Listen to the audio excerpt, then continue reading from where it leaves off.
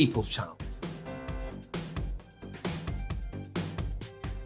Join my show Pharaoh, 7 p.m. till 8 p.m. Monday through Thursday. And there you will get opinion, analysis, debate, and I'll cover stories that nobody else dares to touch. You've been cancelled. Join the club. Oh, my goodness me. And then for the last 15 minutes, talking pints. We're over a drink. We have a civilised conversation with someone. We very often disagree, but we do it in a grown-up way. Come and join me on Pharaoh. Hello, I'm Simon Evans. Join me on GB News for Headliners at 11 p.m, where I'll be joined by two of the country's top comedians as we take a look at tomorrow's newspapers tonight. If it's a big story, we'll be covering it, I guarantee, but we'll also have some fun along the way. That's GB News Headliners at 11 p.m. We won't put you to sleep, unlike some of the other paper review shows out there. So join us, 11 p.m, 7 nights a week.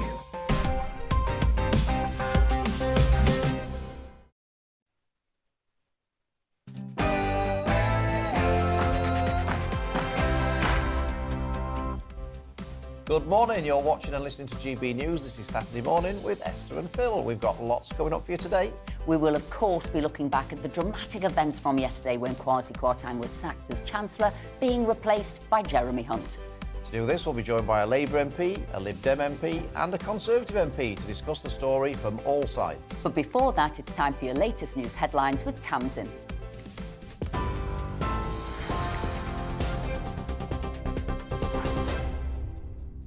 Esther, thank you. Good morning. It's 2 minutes past 10. Here's the latest from the GB newsroom. The Prime Minister is under growing pressure to restore party unity and calm the financial markets. Liz Truss is due to hold further talks with her new Chancellor, Jeremy Hunt, this weekend after sacking Kwasi Kwarteng yesterday. She also announced she's abandoned her plan to cut corporation tax, the second U-turn after the mini-budget was published 3 weeks ago. The Chancellor is due to set out the government's medium-term fiscal plan at the end of the month. Shadow Chief Secretary to the Treasury, Peter Dowd, says there needs to be an overhaul of the approach to the economy. I'm not concerned about their political life, so to speak. I'm concerned about how their policies are affecting and impacting upon the lives of thousands and thousands of people in my constituency and millions right across the country. And just final point, they knew this was going to happen. They were warned about this 3-4 weeks ago, and they just went ahead. It's daft to continue to do what you've done for the past 12 years, and in fact, bear down on it. Why would you do that? I think there has to be a complete change of approach to the economy. Annual mortgage payments could rise by over £5,000 by the end of 2024 because of rising interest rates. The warning by think tank Resolution Foundation suggests more than 5 million homes could be affected. It says the predicted increase follows the mini-budget, which saw banks pulling deals from the market. The average 2- and 5-year fixed-term mortgage rates are now at their highest levels since 2008. Liz Truss and Sir Keir Starmer have led tributes to Sir David Amess a year after his murder. Sir David, who was the MP for Southend-on-Sea, was fatally stabbed while meeting constituents in Lee-on-Sea in Essex. The father of 5 had long campaigned for Southend to become a city, something his successor is now seeking in his honour. The final funeral for the victims of the Creasler service station explosion in Ireland will take place later. A service will be held for the youngest of the victims of the blast, 5-year-old Shauna and her father, Robert Garway. 10 people were killed in the explosion and 8 others injured. President Putin says Russia has no plans for more airstrikes days after heavy bombardment of Ukraine. 100 long-range missiles were fired at targets across the country this week. Putin also claims he'll stop calling up reservists in the coming weeks, ending a divisive mobilisation that's seen thousands of men summoned to fight in Ukraine. Rescue operations are underway after at least 40 people were killed in an explosion at a coal mine in northern Turkey. The Turkish Interior Minister says over 100 miners were working on site at the time. The cause of the blast, which caused some areas to collapse, is not yet known. It's unclear whether any of the miners working at the time of the blast are still trapped. This is GB News. We'll bring you more news as it happens, of course. Now, though, it's back to Esther and Philip.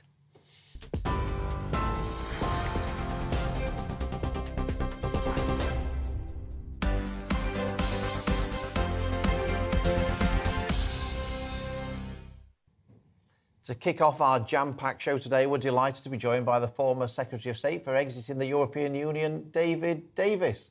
David, thank you very much for joining us. You've seen some tumultuous times in politics. Where does yesterday rank in those all-time highs and lows?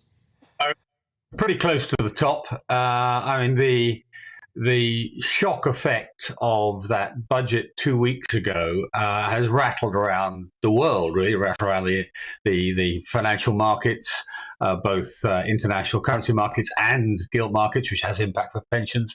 It's rattled around politics. I mean, you'll both know as well as I do that a lot of our colleagues are sort of sitting in a sort of slightly shocked sense of terror at the impact on their prospects for getting re-elected. So, and yesterday, frankly, it sort of staunched the flow in a sense, but it's still a pretty grim prospect for the Conservative Party and the government. That being said, I think the appointment of, I think the removal of Kwasi Kwarteng was inevitable. I mean, he was to a very large extent responsible for the loss of credibility 2 weeks ago. That's what happened. It wasn't the numbers that hit the markets. It was the credibility of the programme that hit the markets. And so I suspect she had no choice but to replace him. And the replacement so far, today, this morning, has shown himself to be very self-assured, and he's clearly creating space for action, talking about cancelling the various cuts and talking about bringing spending under control. Now, whether that's going to prove viable with our parliament we have at the moment, I don't know. But he certainly got off a good start, and we'll have to see how the markets respond to him. David, you'll have read all the headlines this morning. Liz will have been reading them, made for terrible reading, particularly the Daily Mail. How much more can she and the rest of us take? So what should and can Liz be doing to remain in number 10 from here on in? Well, the whole thing comes down to delivering a steady hand. I mean, our colleagues will be, as I say, in shock. But I think most of them are not going to sort of move instantaneously. There's obviously a lot of public plotting going on. I mean, the more people talk in the newspapers, the less effective they are sometimes, I think. But I think they'll wait a bit, and maybe a month, maybe 2 months, maybe 3 months, and watch what happens with the polls. But she's going to have to give the new Chancellor his head, allow him to do what he wants to do, and see whether that works. The truth is, of course, I mean, if you have to put odds on the survival of the Prime Minister, I would think they're not very good. But whether it happens, whether there's a sudden attempted coup tomorrow or one in 3 months' time, she's got a pretty big job to recover the confidence that she had a few months ago. David, I think many people, particularly on the Conservative benches, wouldn't fancy the prospect of another leadership contest to go through what we went through over the summer, which means that there'd have to be an attempt to try and have a unity candidate that's agreed by acclamation if Liz Truss were to be replaced. Yeah. I mean, you allowed that to happen in 2003 when you stood aside to allow Michael Howard a free run at the leadership. What do you think the chances of that happening now are? Well, I watched with amusement, Philip, you shaking your head when I was talking about the prospects of Liz lasting 3 months. But I think the thing that is, as it were, on her side is that nobody really wants another leadership contest. It will make the party look stupid, and it will be uncomfortable, painful even. Now, however, that being said, I don't see the prospect of a so-called unity candidate as being at all probable. There's lots of wishful thinking going on, but you're right. I stood aside. Remember, at the time, I was the favourite. But I looked at the prospects for the next few months at that time.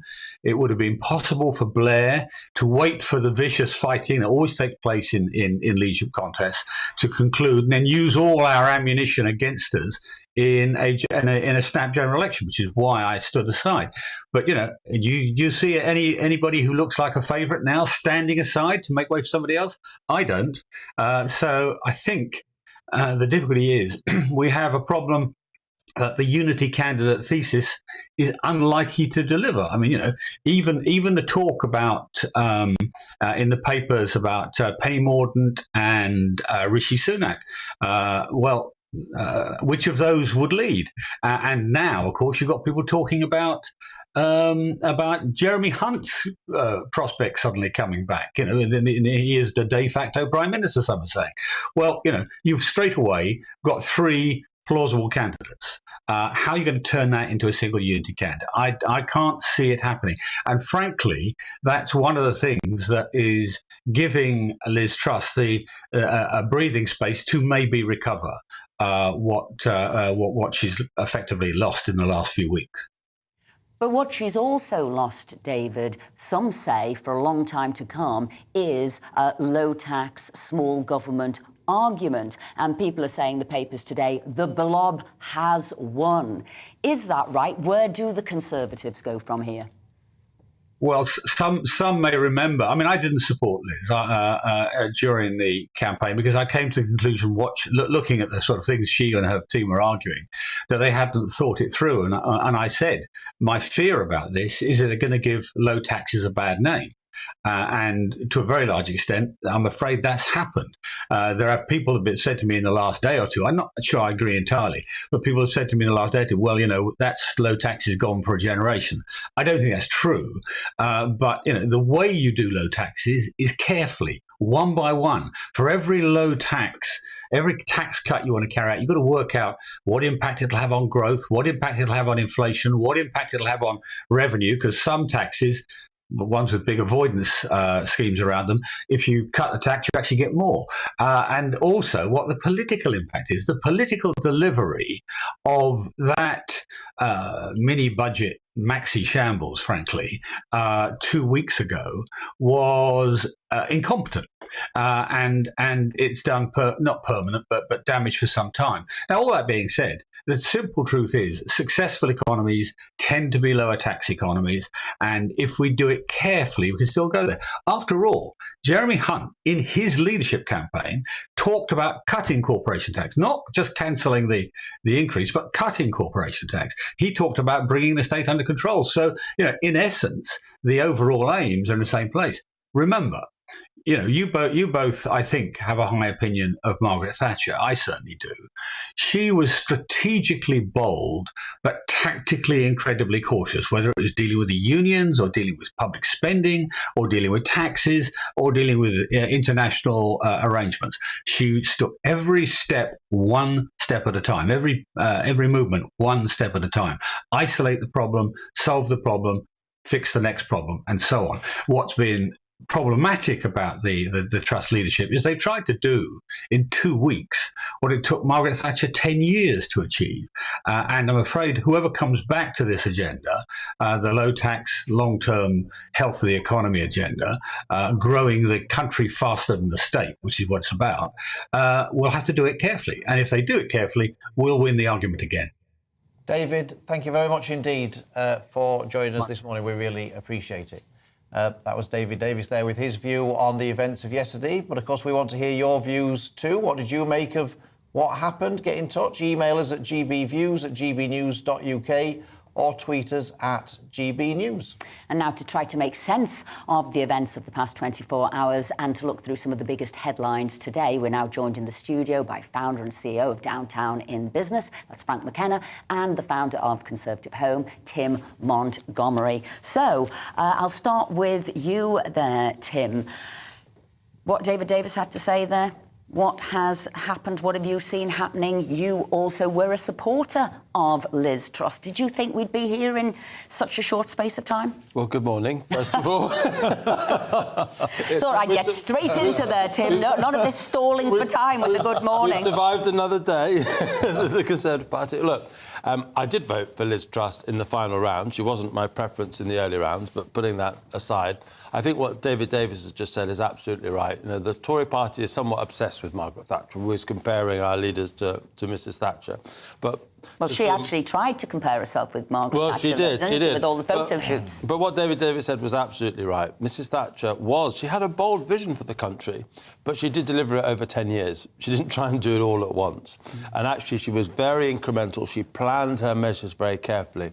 And I think that's really what the problem was with Liz Truss's mini-budget. And we should call it Liz Truss's mini-budget. She may want to blame Kwasi Kwarteng for it, but she was the co-author of it as much as he was. The measures were all put out there far too late. The institutions of the state, including the Office of Budget Responsibility, weren't involved, and that's why we're partly in the mess that we are. Frank, I just wondered, obviously you run a business organisation. What do your members make of the sacking of Kwasi Kwarteng and the hiring of Jeremy Hunt? Are they happy with that, or are they more panicky than ever? I think it's frustration from the business community now, Philip. We've had so many years of being switched on and off as an economy. We've had conversations before about the government's approach to lockdown. I think they locked down too late and then locked down too long. I think if you look at some of the packages that were put in place then, we've not had a mature conversation as to how we're going to pay that debt back. And I think it was refreshing this morning, actually, to hear the new Chancellor. Can you describe Kwasi Kwarteng as the old Chancellor? But anyway, Jeremy Hunt, the new Chancellor, trying to have at least a grown-up conversation with us to say, look, all this money is being spent, guys. At some point, it does need to be paid back. And I do think that Liz Truss and the Conservative membership saw this panacea that just can't happen at the moment. I thought the great phrase from David Davis this morning was strategically bold but tactically cautious. And that was Margaret Thatcher. I think you would also give credit to Tony Blair similarly for that sort of approach. But you do have to ask yourself now, and I think the business community is asking itself this question, is the Conservative Party itself now ungovernable? Because David Davis just thrown 3 names in the hat in terms of potential leaders. Can you coalesce against a single candidate? Because he's quite right. What would not be acceptable to anybody in the country would be another 3-month or even 6-week leadership election campaign. So unless you lot can come together and decide that there's an individual who you can unite behind and get behind a policy agenda, I don't see how this ends other than crashing and burning for you. What about the big U-turn yesterday about not going ahead with... Liz said she wasn't going to go ahead with the rising corporation tax from 19 to 25%. Then she now says that she is going to go ahead with that. How did your members take that? Because I would have thought lots of businesses wouldn't be very happy about the prospect of that higher corporation tax. Not well. And I think that coupled with the national insurance increase, who knows what's going to happen with that now? Businesses were feeling as though they were being somewhat battered by a Conservative government, not particularly seen as a Tory approach in terms of the tax and spend policies that were being adopted by Rishi Sunak. But nonetheless, when you've got the market saying, actually, if you follow this policy of just cutting taxes without making the numbers add up, then we're going to push interest rates up. Then, of course, that impacts on us as businesses as well, because we all have to borrow, we all have to invest. And if that money is costing us more, then the cutting corporation tax is mitigated against anyway. I'm all in favour of reforming tax, and we do need lower taxation. We're taxed more now than we have been in 70 years. But as David Davis has said, you've got to do it in a way that is planned, that retains confidence in the market. Even if, in a way, within sort of number 10, Liz hasn't managed to get consensus on lowering taxes. It's great around this table that we've got Labour over here and Conservatives agreeing. So maybe she has, without us knowing, managed to push that argument on. Tim, I was going to ask Tim a question. Oh, go on. When we were talking about, you said different leaders could come forward. Well, in the papers now, I saw it even in the Eye on page 5, people are saying Boris should come back. I mean, if we're talking about all different names coming back, Boris coming back, is that possible? Is that plausible? Is that what his supporters who supported Liz Truss were hoping for, that he could come back? I'd throw that question back to you and Phil, actually, because I think if Boris got to the members, I think he'd walk. I think he'd walk the vote and he'd be back as Prime Minister. I'm not sure you and your fellow MPs would allow him through to the member stage. I think it's the MPs were sort of more tired with him. Is that a fair analysis? Well, I'll tell you, Phil, as you know, who's always, and I say this word in the nicest way, an anorak on all process. You know, he loves process. How can you say that in the nicest way? It is. I have to be honest for you. I have to be honest. Believe it or not, that's why I fell for Philip. It's his sort of mind on this process. But he was talking about that number game you're talking about. How could you do it? What would Graham Brady need to do? And you were saying it would have to be, and you might as well say it was your idea. I was saying that if people wanted to avoid a contest, but the potential candidates weren't prepared to avoid a contest in the way that David Davis sort of selflessly stood down for Michael Howard. I thought the way that you would do it is that the first bit of the contest is set by the 1922 committee, and they can set the threshold that people need for nominations in order to be a candidate on the ballot paper. Yeah. And if they set the threshold at 120, for example, you may find that only one candidate would meet that threshold, and therefore, by in effect, you actually... That actually is a very good idea. It is. You see, there you go, Phil. Tim, have you just now fallen for Phil? Only if he wears an anorak on set. Isn't the problem there, though, that you've then got... Don't be dissing my idea. It's a great idea. The problem, though, is, and I think this has been a problem since 2019, you've got an intake of MPs who've got no sense of what support in a government means. And that's why I said earlier, is the Tory party ungovernable? No, I think this will have been a real shock to the system for those new MPs who sadly weren't there because of lockdown and various things. So you're quite right. They're not imbued in the sort of the process and how Parliament works. But I think this and getting a real bite of Ronnie Real, how things can change in literally days, and this threshold could probably be a winning formula. Can I just add one thing? Yeah. Just wasn't a complete... Go on, please do. You're a guest. Come on, say it. Wasn't it a breath of fresh air to hear Jeremy Hunt this morning treating us like adults, talking to us about the problems that the public finances are in, and not giving us, we are sticking to our path, the growth plan, etc., etc. You know, it was grown up, and that's what it was like. It was like a glass of cold water in a desert, because we've had such nonsense from the Prime Minister and the Chancellor up until now, and suddenly we had someone being honest with us. So can I go back only a couple of weeks when I put forward Jeremy Hunt and said, what we need is an adult, somebody who can deliver. So I totally am. And I said I would support him. And what was it about? It was about bringing the parliamentary party together. So you could have right and left, Remain, sort of Brexiteers, lockdown, sort of anti-lockdown together. But what was the key thing I also said is you need to know who the team is, you need to know who it is, and you need to know what are the key things they're going to do. That was the plan, and that was the people, of which nobody at the time was prepared to listen to, and who's now come in, as you say, de facto Prime Minister and Chancellor. You and Phil are clearly the source of all the good ideas. I tell you. By the way, I just wanted to ask Tim. We had on the strap a bit since Kwasi Kwarteng sacked, but I wanted to ask you: was he sacked or did he resign?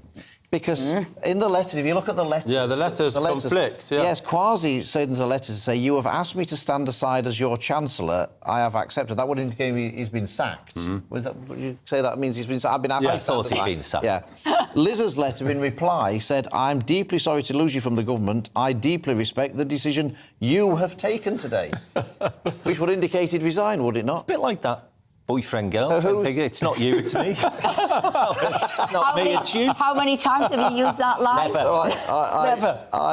It was interesting. It was just another example of where the two had clearly, communications between them were broken down. But I'm afraid I think Kwasi was sacked. Right. Can I ask a question? Does it make Liz, the Prime Minister, stronger by sacking him or weaker by sacking him? Which would have been better? So is this confusion sort of helpful? Which one would have been better? Because I thought sacking him seemed a little bit too mercenary in a way. What do you think? I think it would have been better if he'd stood aside and sort of said, for the sake of the government, I think you need a new Chancellor to, recast economic policy.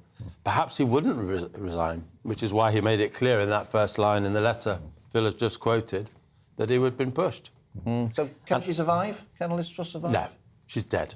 Frank, do you think she can survive? I don't think she can survive, but I do think that, again, going back to David Davis's remarks, unless and until the Conservative Party can coalesce around one single candidate, she does have some time. And can Jeremy Hunt actually be the saviour of Liz Truss? Because, you know, Esther is absolutely right, isn't she? And Tim's remarks as well. He is now having the grown-up conversation. And again, you know, you guys kindly did an event for us in Cheshire a couple of weeks ago. And you were saying, Esther, that one of the surprising and disappointing things for you as far as Liz Truss's premiership was concerned was that she hadn't built that team that crossed all Conservative Party factions. And therefore, this was almost inevitable, because if you've not got people who've opposed you actually being able to check your homework, Kwasi Kwarteng and Liz Truss apparently just went into a room, decided that this was the way to go, presented it. Without the cabinet. And it absolutely crashed. Jeremy had, of course, run for the leadership. The trouble was he had a dodgy running mate. Yeah, that's the problem. You remember? I heard that too. Anyway, on that You're note, so mean, I'm being ganged up on here. On that note, we'll move on. Coming up after the break, we'll be joined by a pollster to discuss how the events of the last 24 hours will translate in the polls. So don't go anywhere. And we want to hear from you as well. Get those emails coming in to us. Yeah.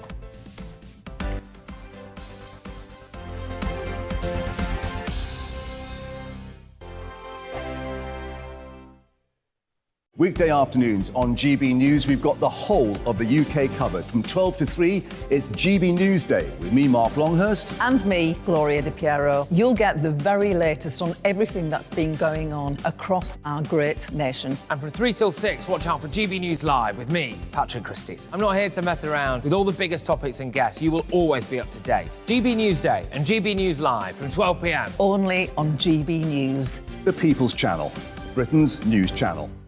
Hello there, it's Eamon Holmes here from Breakfast on GB News. We're not just on your television and your screens, you know. We're on DAB plus digital radio, so you can listen to your favourite shows on the move. If you've not yet listened to GB News Radio, it's very simple. We're on your radio player and TuneIn apps, on your smart speaker, phone or tablet, or online at gbnews.uk. Take us with you wherever you go. GB News Radio. You never have to miss a moment of the People's Channel.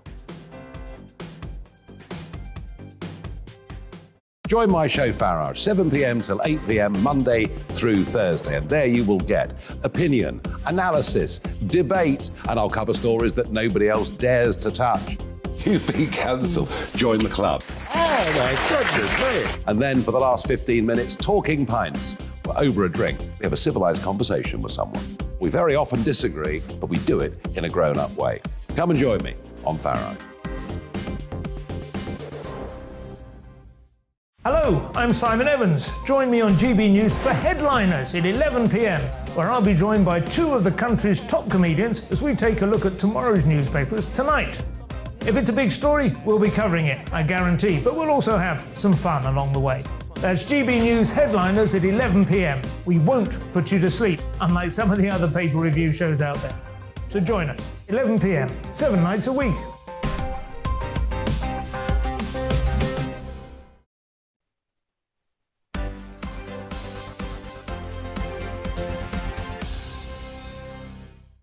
Welcome back to the show. It's 10:28. Let's talk about the dramatic events of yesterday with someone who I'm sure to say is watching this with a beaming smile. So welcome Labour MP for Canterbury, Rosie Duffield. Rosie, good morning. What is the mood like then in the Labour Party now? I mean, the truth is everyone's expecting us to be popping those champagne corks, but this isn't a lovely sight for anyone. I think on a personal level, it's just horrible to watch somebody in front of a camera having such a terrible time. But, you know, we need to move on now because this is just unsustainable, isn't it? And forgive my croaky voice, by the way. You've actually been doing too much cheering by the sounds of it, Rosie. But so if you say things need to move on and whatever, who is it that the Labour Party would either like to see replace Liz Truss or who they would fear most replacing Liz Truss? I think that's a really good question. I mean, there's all these rumours about Rishi getting a team together and coming back, and also rumours about Boris Johnson trying to come back. I think it's not necessarily who we fear, but this is bad for democracy. We've got no credible government to kind of face in the chamber. And, you know, we all want that. You know, Tory voters need to be represented by somebody for a stable government, and we need to be able to oppose that And it's just looking like some kind of shambles at the moment, isn't it? Now, they always say that governments lose elections and oppositions don't win them. But I guess, you know, our viewers would be interested to know what the Labour Party would do differently. It seems, I think I'm right in saying, and please correct me if I'm wrong, that the Labour Party is supporting the reversal of the increase in national insurance contributions for a start of the year. I think they're agreeing with the freezing of energy prices as well, which was the bit that the IMF said had particularly spooked the market. So if the markets are really concerned about government borrowing and the government's ability to reduce it, how would a Labour government reduce those levels of borrowing to reassure the markets? I think, first of all, we just need a stable-looking government to just reassure everybody, consumers and the markets. I think that's the very first thing. It's like a sticking plaster, a sort of emergency bandage situation, isn't it? And I think once we do that, once we calm everything down and stop the kind of crazy charts that we're seeing, the economic charts going kind of crazy and off the scale, once we do that and get a bit of stability, then Rachel Reeves can reveal her plans and, you know, carry on trying to reassure the markets, because what we've got to do is just put these fires out, first of all.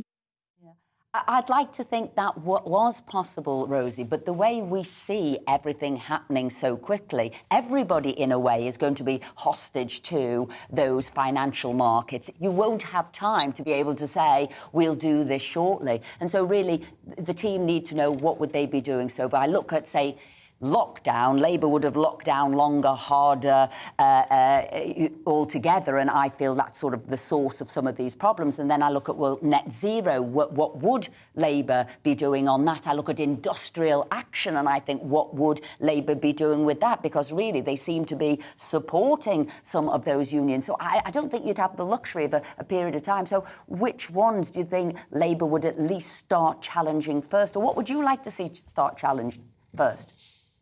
It sounds really good that corporation tax is going up again. I think the public were really perturbed when we heard that corporation tax wasn't going to rise at all, and that benefits were being talked about being, you know, lowered, and public services which have been decimated for the last 10 years. So I think all of those things, restoring the public's confidence that they themselves are not going to be struggling so desperately, struggling to get the services that they need. I think that's the key thing for my constituents, knowing that services they use are still going to be there. You know, we've got sort of backlog Britain at the moment. We've got people waiting months and months for a driving licence and a passport. Everyday life is really difficult for the average citizen at the moment. People going to food banks, people not being able to afford their shopping. That's the stuff that we really need to sort out as soon as possible. Rosie Duffield, thank you very much indeed for joining us this morning. You can get back now. I know Keir Starmer was speaking. Maybe we'll hear a little bit more about that. But I think that's part of the problem, isn't it, Frank? I mean, what is Labour about? What are they going to do? Keir has been very lucky that Keir can keep quiet and be silent. He hasn't said anything. I think there's a surprise from the Labour Party's perspective that they're having to come up with policy 2 years before they probably expected they'd need to. But one of the things I would say is, in terms of the energy guarantee policy that Liz Truss has come up with, she's guaranteed that for 2 years. Labour said 6 months. And I think that was sensible. We heard on the news earlier here that Putin is starting to row back a little in terms of his conflict with Ukraine. If that comes to some sort of conclusion, energy prices will drop. Liz Truss has put a plan in place for 2 years when the world is moving at such a fast pace, there was no need for her to do that. So if you take 18 months of that package off, that all of a sudden makes those numbers look very much lower. So that's one aspect. But if it didn't need it and the prices aren't that much, the figures aren't that high, and you could have ended it. So in that regard, that wouldn't happen. But that black hole that is £60 billion, according to the markets, you know, the Labour Party actually would say, well, we weren't going to spend that much cash. Right, thanks. As I said, we've got Tim here, we've got Frank here, but also it's been revealed now that almost half of Conservative supporters believe their party made the wrong choice in the summer electing Liz Truss as Prime Minister. That's according to a recent YouGov poll. The poll also said that across all Britons, a mere 9% of people thought Liz was the right person for the job. To discuss the findings further and how yesterday's events will translate in polling terms, we're joined by the head of political polling at Opinion Research, Chris Curtis. Chris, thanks ever so much for joining us. I guess, you know, we look at these polls for the Conservative Party. I think the average I've seen is about a 25% Labour lead. Liz Truss's personal ratings are pretty horrendous if she looks at them. Will the events of yesterday, will they make things better or worse from your perspective? Well, I mean, I think it's a good morning. I think it's very hard for them to make it much worse, to be honest with you. Ultimately, the Conservatives have had a battering in the polls in recent weeks. Most of the time in politics, we have this situation where you have the Labour Party, who are seen as nice and good at public services, and you have the Conservative Party, who are seen as competent and good on the economy. And most elections are a fight between those two, and usually the Conservatives win.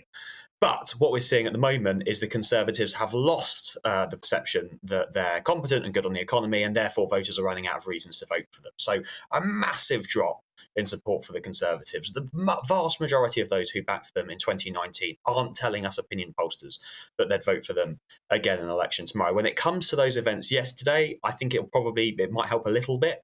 Liz Truss has certainly moved the party to a set of policy positions that's more popular with voters. But at the same time, the series of U-turns, the turmoil in the market, has meant that she doesn't particularly look like a strong leader anymore. And it also means that the Conservative Party's reputation for economic competence is just no longer there. Well, you said there, Chris, it would be difficult to go any lower in the polls. That's sort of what you said, that there was such a bad time. Competence is key to Conservative success. So how about this now, Jeremy Hunt moving in there? Somebody is known for delivery and for competence. Could this be something that could help raise those polls for the Conservatives? I mean, we'll just have to wait and see. But ultimately, the Conservative Party is now asking the right questions again. They're appreciating the importance of competence, particularly economic competence, to their brand. And they've clearly decided that Jeremy Hunt is the answer to that question. And, we've seen him try to come out and rebuild that image. Look, it's a big job. It's a really big job the Conservatives have on their plate in order to repair this image and overcome this problem. But, we'll see if Jeremy Hunt's up to the job. Do you think, Chris, from where we are, whatever happens, do you think it's now impossible for the Conservatives to win the next election, being so far behind, irrespective of what happens between now and then? Look, I mean, it would be unreasonable for me as an opinion pollster, looking at the polls we're currently seeing, not to conclude that the most likely outcome of the next election is certainly a Labour government. I just think that any other claim right now, looking at the polls, would be unreasonable. But it's also worth noting just how volatile public opinion now is. It used to be the case that most people voted for the same political party most of the time.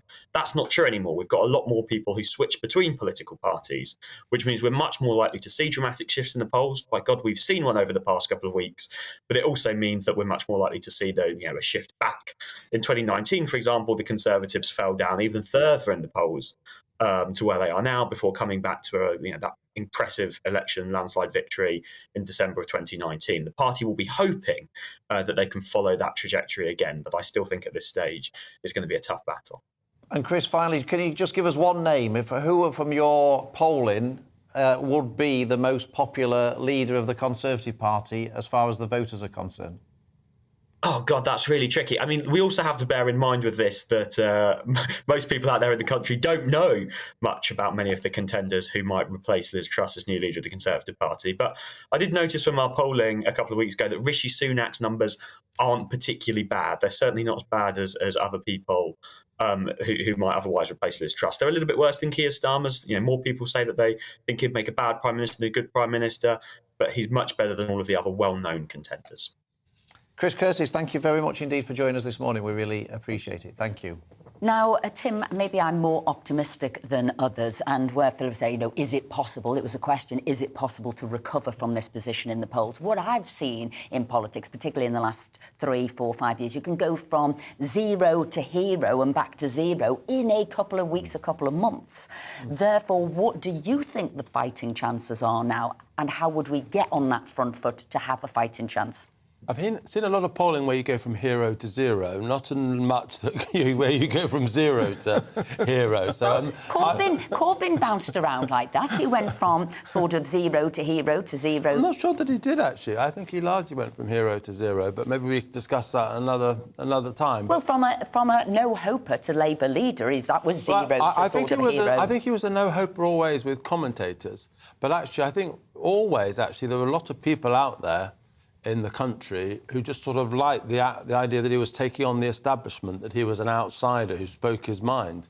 And so, yes, he actually, with the public, a lot of people liked him all the way along. Not your and my opinion, I know. I think the only chance of a Tory recovery, back to sort of some of what Chris was saying, was if somehow the Conservative Party is able to present the last month or so as an aberration, that the people in charge of the Conservative Party at that time weren't the typical Conservatives, so that you have a return after this of Hunt, Sunak or whoever. And so, but the obvious implication of that is that Truss has to go, because if she's still part of the picture, then you can't present this period as an aberration. So I'm afraid, and I was someone who supported Liz Truss in that final round, as you've already reminded me, I think it is necessary for Liz to go if the party has any hope.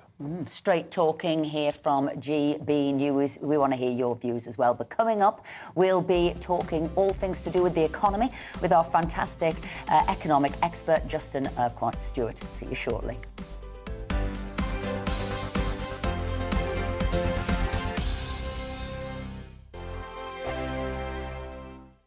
Weekday afternoons on GB News, we've got the whole of the UK covered. From 12 to 3, it's GB News Day with me, Mark Longhurst. And me, Gloria De Piero. You'll get the very latest on everything that's been going on across our great nation. And from 3 till 6, watch out for GB News Live with me, Patrick Christys. I'm not here to mess around. With all the biggest topics and guests, you will always be up to date. GB News Day and GB News Live from 12 p.m. Only on GB News. The People's Channel, Britain's news channel.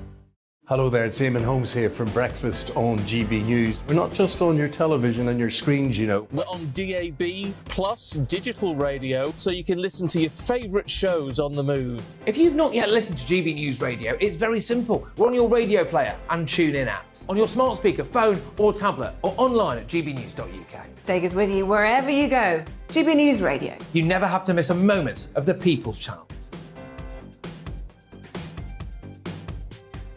Join my show, Pharaoh, 7 p.m. till 8 p.m. Monday through Thursday. And there you will get opinion, analysis, debate, and I'll cover stories that nobody else dares to touch. You've been cancelled. Join the club. Oh, my goodness me. And then for the last 15 minutes, talking pints. We're over a drink. We have a civilised conversation with someone. We very often disagree, but we do it in a grown-up way. Come and join me on Pharaoh.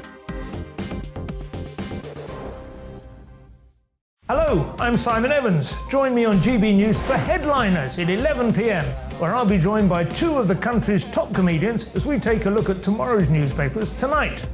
If it's a big story, we'll be covering it, I guarantee, but we'll also have some fun along the way.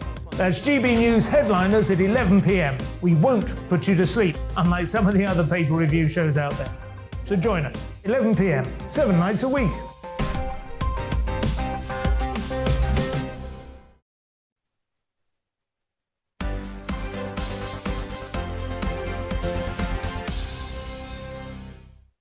Welcome back to the show. Lots of you have been getting in touch. Marianne says the Tories shot themselves in the foot when they ousted Boris, and now they are paying for their treachery.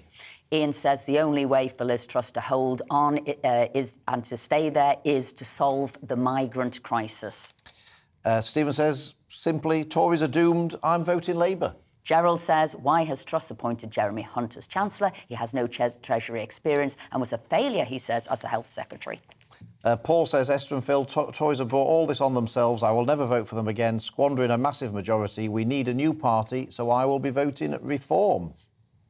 John says, I'm now 72, voted Tory since 21, never again. Labour and Lib Dems haven't a clue either. They are all in it for themselves. Sounds like that John isn't going to be voting at all, and I think that's quite an interesting thing that maybe we can discuss later. But Margaret says, the job of Prime Minister is a poison chalice at the moment. I feel Liz has got to be given a chance to set things right. So a variety of views coming poison in there. chalice is definitely the right That word just gives you a flavour of some of the views that we've been getting in, which I think cover pretty much everything.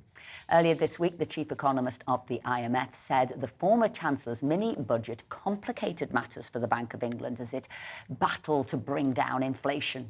Speaking in Washington, Pierre-Olivier Gourinchas said there was concern from the IMF when the mini-budget was announced at the end of September. He also said the coming years would not be very pleasant for the global economy. Well, we're delighted to be joined in the studio by business expert and friend of the show, Justin Urquhart-Stewart. So what a day. And you would have been watching what happened in the sort of money markets very closely. So did the sacking of Kwasi, did the U-turns serve the purpose they were meant to do and put us on a better financial footing? No. Love that. A long question and a very straight to the point answer. And that's why you're in business and finance and not in politics. Oh, I tell you what was really upsetting is because I was watching internationally and seeing what was happening in the States as well. They don't always look particularly what we're not interested in Britain. But, unfortunately, we put ourselves in the news. There we actually find ourselves as the governor of the Bank of England over there at the big IMF meeting, and halfway through the meeting, the Chancellor has to leave. Because everyone says, he's probably lost his job. That doesn't make us look very good. Brand Britain has, I'm afraid, been really rather badly damaged. And we're seen as being normally rather solid, straightforward, and we've, over the past few years, been actually getting a better reputation for being more entrepreneurial, more smaller businesses, more high-tech. But things like this just make us look stupid. And as we were discussing a few weeks ago, when you have a mini-budget which is actually saying, right, we're going to grow and then have inflation going up, and you've got a governor of the Bank of England saying, I'm trying to bring inflation down, and the rest of the world and the IMF, and you don't always believe the IMF, but nonetheless, that's still quite important, say, what are you doing? It just makes us look a bit dumb. So, I mean, we've had 4 chancellors now in 4 months, which is sort of more like Italy, I always think, rather than the UK. But it means that Jeremy Hunt is now very powerful in the... the Prime Minister can't afford to lose him as Chancellor as well. So if you were advising him, what would you say he needs to do in order to reassure the financial markets and get us back to... Calm everything down as much as possible. Just calm it down and let's go straight back and say, right, OK, what do we have to do to come out with probably a fairly neutral budget, which is not actually going to disturb very many people? And that means because in a few weeks' time, people are going to have other things on their mind which will put this into the background.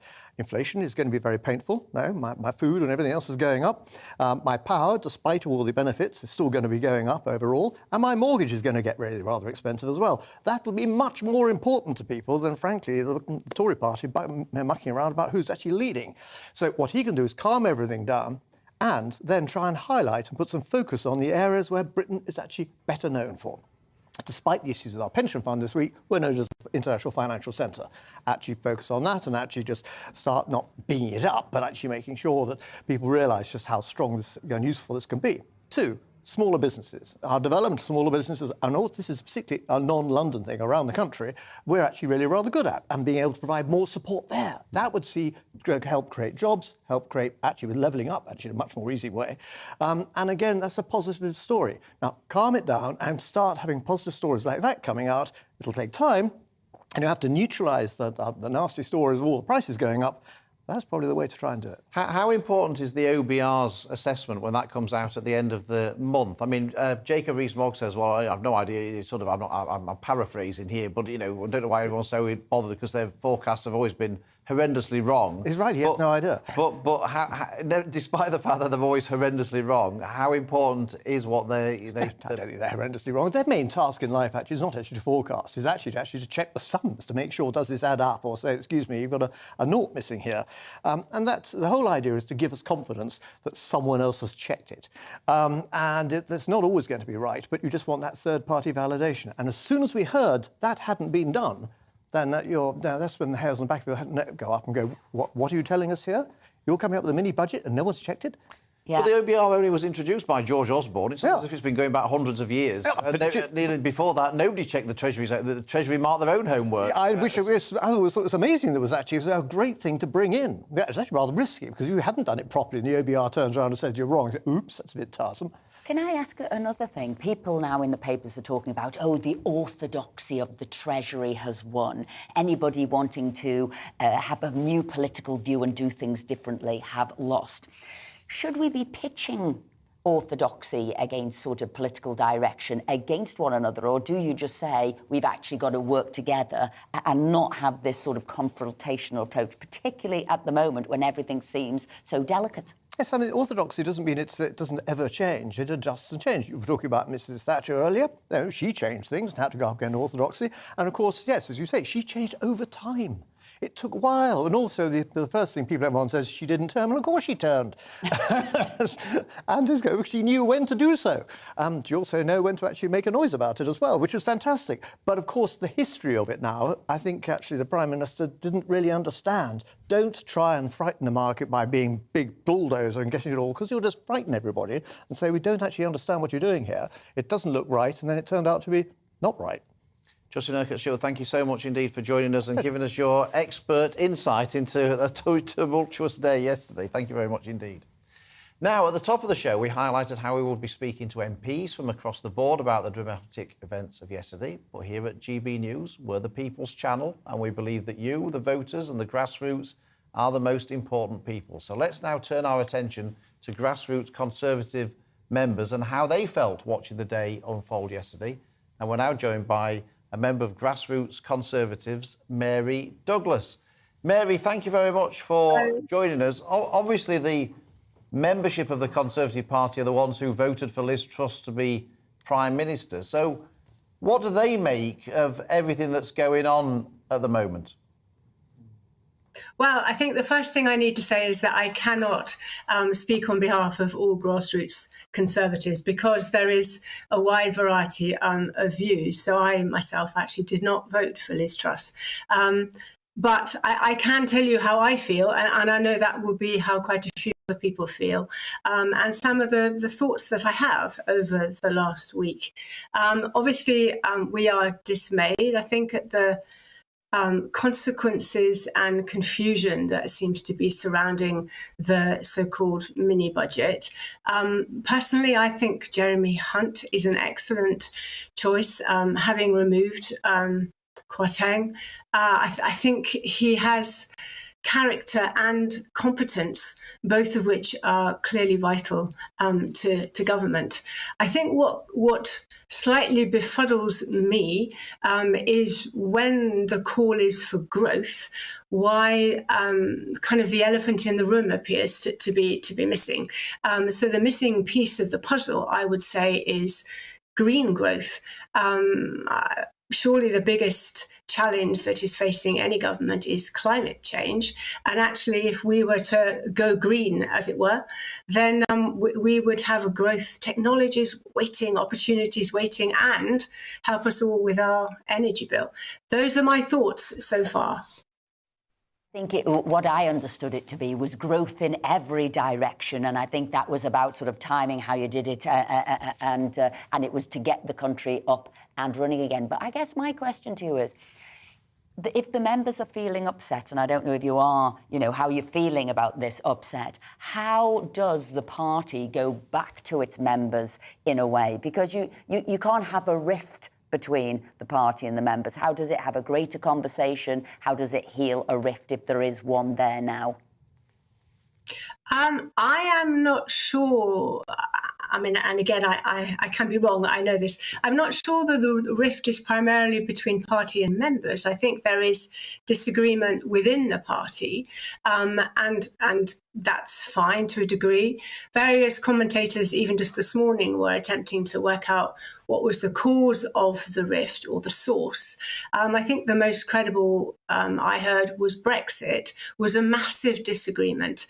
And again, a wise commentator said that actually there is there is a value on both sides of the Brexit. One was prizing sovereignty above all, and the other, the Remain, were prizing solidarity above all. And actually both are fine. So I would look forward to an adult conversation about how can we recognise the values on either side, if there are sides, within the party and across the country.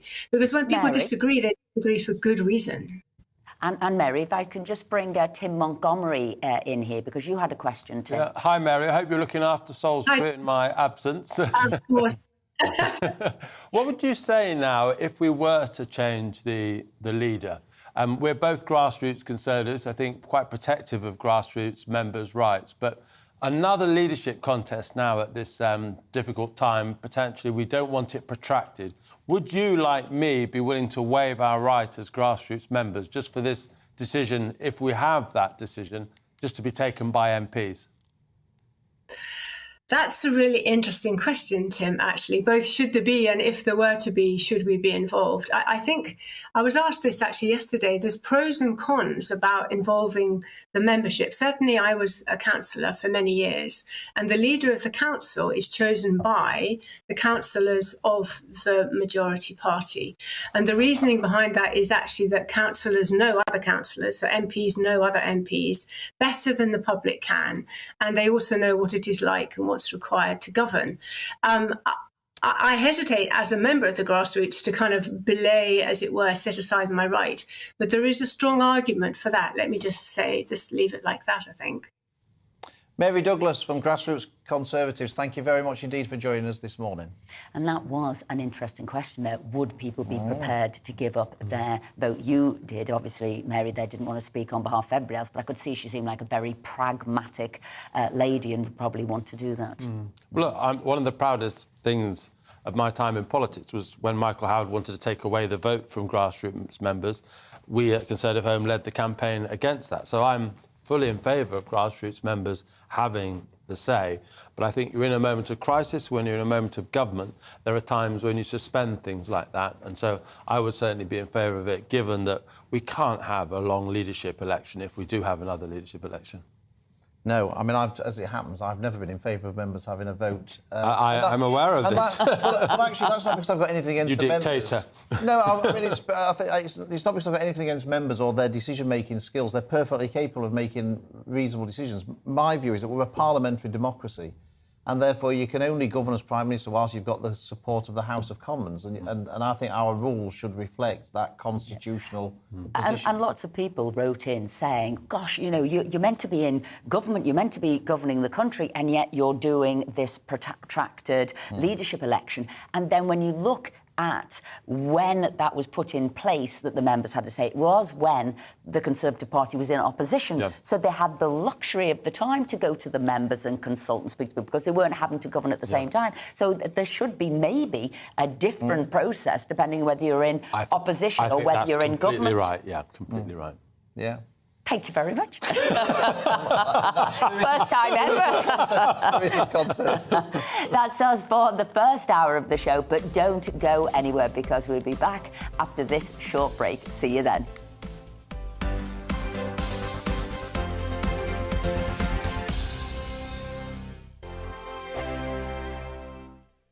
Weekday afternoons on GB News, we've got the whole of the UK covered. From 12 to 3, it's GB News Day with me, Mark Longhurst. And me, Gloria De Piero. You'll get the very latest on everything that's been going on across our great nation. And from 3 till 6, watch out for GB News Live with me, Patrick Christys. I'm not here to mess around. With all the biggest topics and guests, you will always be up to date. GB News Day and GB News Live from 12 p.m. Only on GB News. The People's Channel, Britain's news channel.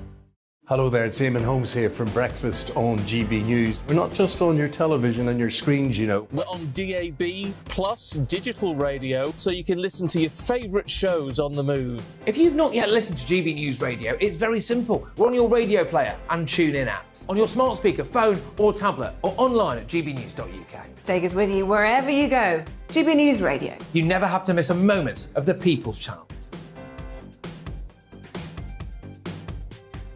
Join my show Pharaoh, 7 p.m. till 8 p.m. Monday through Thursday, and there you will get opinion, analysis, debate, and I'll cover stories that nobody else dares to touch. You've been cancelled. Join the club. Oh my goodness me. And then for the last 15 minutes, talking pints. We're over a drink. We have a civilised conversation with someone. We very often disagree, but we do it in a grown-up way. Come and join me on Pharaoh. Hello, I'm Simon Evans. Join me on GB News for Headliners at 11 p.m, where I'll be joined by two of the country's top comedians as we take a look at tomorrow's newspapers tonight. If it's a big story, we'll be covering it, I guarantee, but we'll also have some fun along the way. That's GB News Headliners at 11 p.m. We won't put you to sleep, unlike some of the other paper review shows out there. So join us, 11 p.m, 7 nights a week.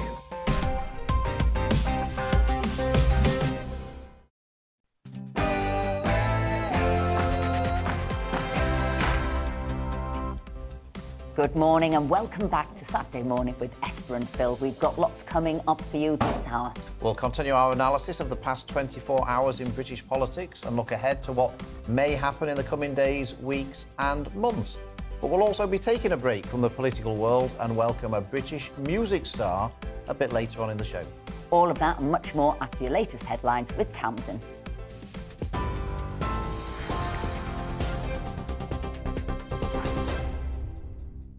Esther, thank you. Good morning. Here's the latest from the GB newsroom.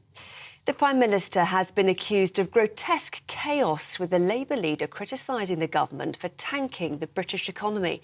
Sir Keir Starmer told the party's Yorkshire and Humber conference that Liz Truss is clinging on to power after handing out a redundancy notice to her Chancellor. The Prime Minister is under growing pressure to restore party unity and calm the financial markets after sacking Kwasi Kwarteng yesterday. Sir Keir says there's no precedent for what the government has done to the economy. Annual mortgage payments could rise by over £5,000 by the end of 2024 because of rising interest rates. The warning by think tank Resolution Foundation suggests more than 5 million homes could be affected. It says the predicted increase follows the mini-budget, which saw banks pulling deals from the market. The average 2- and 5-year fixed-term mortgage rates are now at their highest levels since 2008. Liz Truss and Sir Keir Starmer have led tributes to Sir David Amess a year after his murder. Sir David, who was the MP for Southend-on-Sea, was fatally stabbed while meeting constituents in Leigh-on-Sea in Essex. The father of 5 had long campaigned for Southend to become a city, something his successor is now seeking in his honour. The final funeral for the victims of the Chrysler service station explosion in Ireland will take place later. A service will be held for the youngest of the victims of the blast, 5-year-old Shauna and her father, Robert Garway. 10 people were killed in the explosion and 8 others injured. President Putin says Russia has no plans for more airstrikes days after heavy bombardment of Ukraine. 100 long-range missiles were fired at targets across the country this week. Speaking at a conference of regional leaders in Kazakhstan, Putin also claimed he'll stop calling up reservists in the coming weeks. The move will end a divisive mobilisation that's seen thousands of men summoned to fight in Ukraine. Rescue operations are underway after at least 40 people were killed in an explosion at a coal mine in northern Turkey. The Turkish Interior Minister says over 100 miners were working on site at the time. The cause of the blast, which caused some areas to collapse, is not yet known. It's unclear whether any of the miners working at the time of the blast are still trapped. This is GB News. We'll bring you more news as it happens now. It's back to Esther and Philip.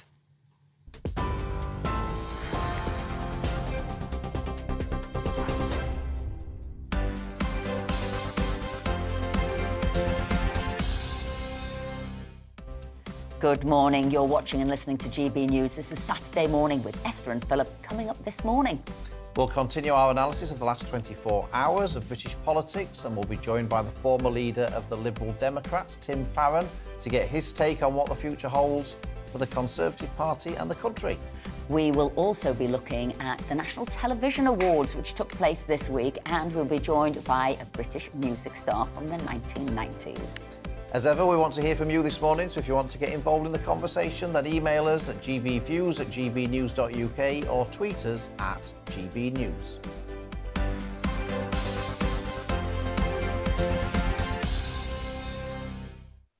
And the views have been coming in thick and fast, so we'll start with those. I've got here from Caroline. I'm astounded at the latest bashing of Liz Truss. She has not even been given a chance. I'm disgusted with the Conservatives. Sunak just wants to raise taxes, so he is just a Labour idealist in disguise. In fact, I'm starting to think that there are many Conservatives as Labour idealists in disguise in the party. Where are the true Conservatives in the party?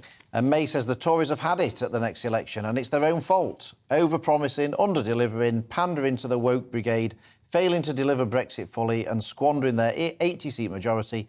If only we could have a government with a cabinet led and chosen by Nigel Farage. Jeff says the majority of Tories have shown that they should be representing the Lib Dems. Their only hope of power at the next general election would be in coalition with or standing for the Reform Party and its common sense policies. And Ray says the establishment doesn't want her, so she will go, leaving many like me with no party to vote for. Labour are horrendous, the Tories dishonest and disloyal. I'm 71 years old and for the first time ever, I'm considering not voting at all. Very disappointing. Trish says, well, in my view, it was Rishi Sunak resigning, resulting in Boris going and all this debacle that ensued. How stupid can you be as a government to have let this happen? Will Karma has punished the party. We are never, ever going to vote for them again, or Labour, who also don't have a clue. And Andrea says, as a Conservative Party member, now ex, I resigned yesterday, she says. I only voted for Liz Truss to keep Rishi Sunak out, as I didn't like the way he stabbed Boris in the back. Keep those views coming in. Very interesting to And you're not holding anything back. No, you're saying never do. But never do. Do you know why that is so important? Sometimes when people sort of sweeten the pill, you never really know how bad the situation is. So the fact that you actually can take these comments and listen to them and take them on board and hear them with the ferocity of which they were sent is really important. Yeah, we want to keep hearing them, so keep sending them in. And we're again joined in the studio by the founder and CEO of Downtown in Business, Frank McKenna, and the founder of Conservative Home, Tim Montgomery. So, Frank, what have you seen in the papers that's caught your eye? Maybe not just about politics. Away from politics, although politically related, and it's worse sport sometimes. Unfortunately gets embroiled in the political situation. So the World Cup, of course, is in Qatar, starts in a couple of months' time. And Qatar, as we know, a very controversial choice by FIFA, a terrible choice, in my opinion, not just because of the fact that it interrupts most major leagues across the season, because the World Cup usually, of course, takes place during the summer, but also because of that country's relationship with human rights, its attitude towards gays, towards women, and of course the stadia that have been built for the World Cup has been done, to say on the cheap, would actually be a kind description. So there's an awful lot of pressure actually on football pundits who perhaps have expressed views a little to the left of Qatar's approach to life, shall I say it that way. And Gary Lineker has said in the Daily Mirror this week that he wants to use his platform from the BBC to start talking about things such as LGBTQ issues, and that he believes that there are a couple of footballers who are on the cusp of actually coming out as gay, and he thinks that'll be a fantastic platform during the World Cup to actually start to promote those issues. Now, I've got a lot of sympathy for Gary Lineker, for Gary Neville, who we've done a lot of work with, because it's their day job. You know, people say, oh, well, you shouldn't go to Qatar and cover the World Cup because it's totally contrary to the views that you express. But they didn't have a say in FIFA's decision, and England haven't boycotted the competition. So to say to our pundits, well, you shouldn't go because you hold those views, listen, our football team takes the knee. Our football team is seen as a group and squad of players who are very much on board with many of the issues that Gary Lineker and Gary Neville would express. Nobody's suggesting that they shouldn't take place. Come on, come in like this, Tim. It's incredibly easy, frankly, and I'm not saying it's wrong, but it's incredibly easy for these footballers to protest in favour of Black Lives Matter. But where's the protest against China or these authoritarian regimes, which, we know when Arsenal, I think one Arsenal player protested against China, immediately the Chinese authorities took Arsenal off the television. And so no protests were done against China anymore. The fact is, we absolutely know the big authoritarian regimes in this world, footballers are largely silent about. And so it's the hypocrisy of these pundits that drives me mad. Can I just put another point about this Gary Lineker thing? I mean, this is Gary Lineker who's just been found for the first time to have breached the BBC's impartiality rules. At last, some of us have been saying it for years, but the BBC have caught up and have realised that he has. But the thing that concerned me about this, actually, was about what he said about two Premier League footballers who he said were gay and were thinking about coming out. What the bit I didn't like about this, and I just wonder what you thought, is that it's not for him to out them. No.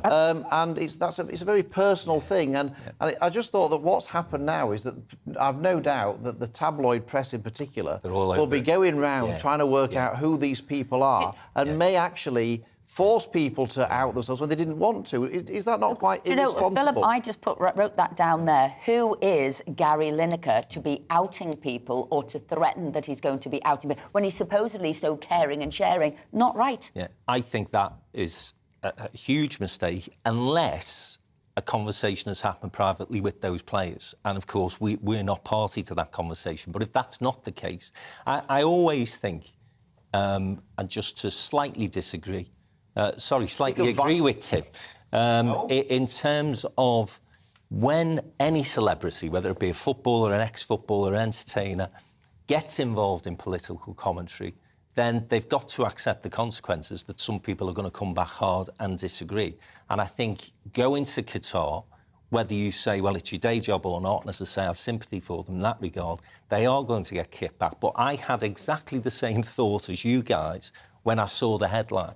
Because if those individuals haven't had that private conversation with Gary Lineker, then he's getting into really dangerous territory. And, of course, we know it sets hairs running. As you say, Phil, every tabloid in the country now will be looking at every squad in the Premier League and trying to get that information. And it's also sort of very clumsy of him. Again, if he wants to be a politician, then he needs to become one and not use another platform pretending you're impartial.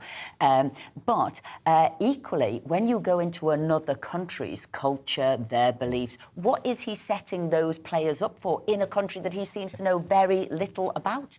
I mean, there's lots of sensitivities there, and he could be putting them under personal sort of threat. Possibly. I doubt it, and I doubt very much, and again, who knows, because we don't know who the individuals are.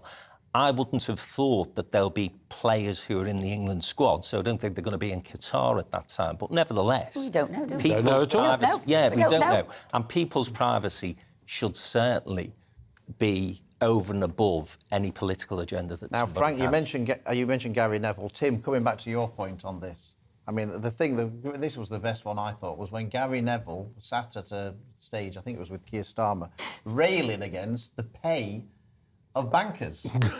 Now, you would think, wouldn't you? I mean, talk about leading with your chin. Lack of self-awareness. Exactly. I mean, I've never heard him say that footballers' wages should be capped, but bankers... Or his own. Or his own, or Sky pundits. It does sort of beg a belief when people like that talk like that, doesn't it? Well, I'm a Man United fan. You know that because I live in Salisbury. And if you get me on the subject of the Glazers, the people who bought Man United, and they've extracted so much money from United. Well, Gary Neville was silent about the Glazers all the time he was playing for United under them. He only seemed to find his sort of moral conscience when it no longer directly affects, his material interests. So, look, he was a great defender for Man United. Gary Neville is a Red, etc., etc. But, I'm afraid when he comes to politics and the financing of sport, he's a massive hypocrite. Now, one thing that we wanted to mention today was about David Amess, our former colleague, who very sadly was murdered this day a year ago.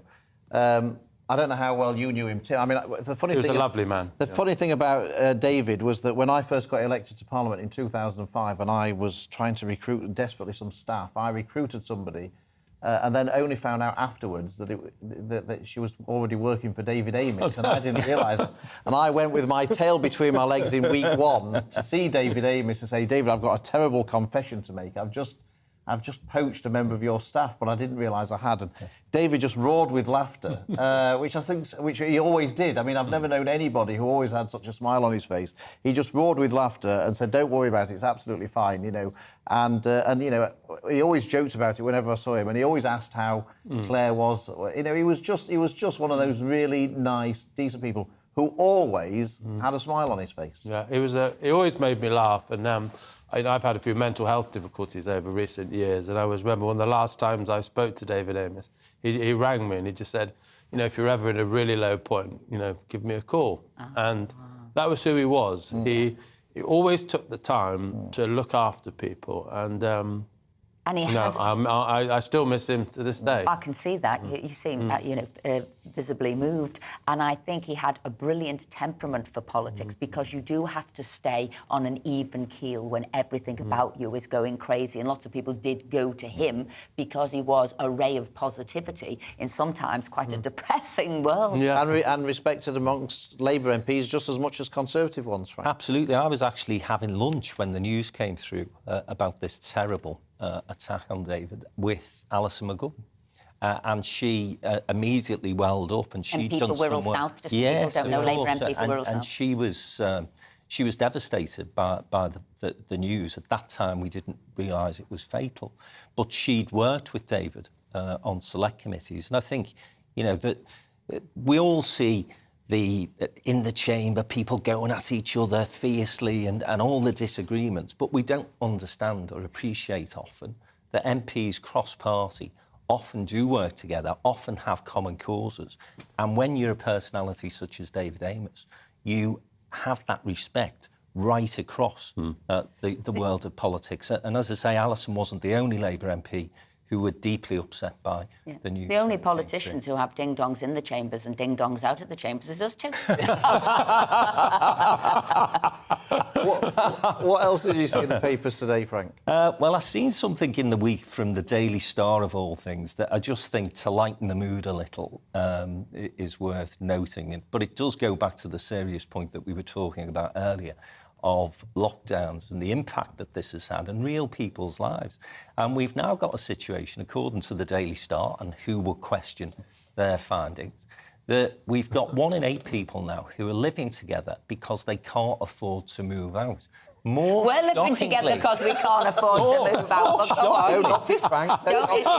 The shocking part of the story, though, wasn't just that. That's bad enough. But they were saying that because that these things have gone on now for 18 months, 2 years, they're actually allowing each other to have their new partners visit and stay overnight as well. The newer mansion. You haven't got to that stage.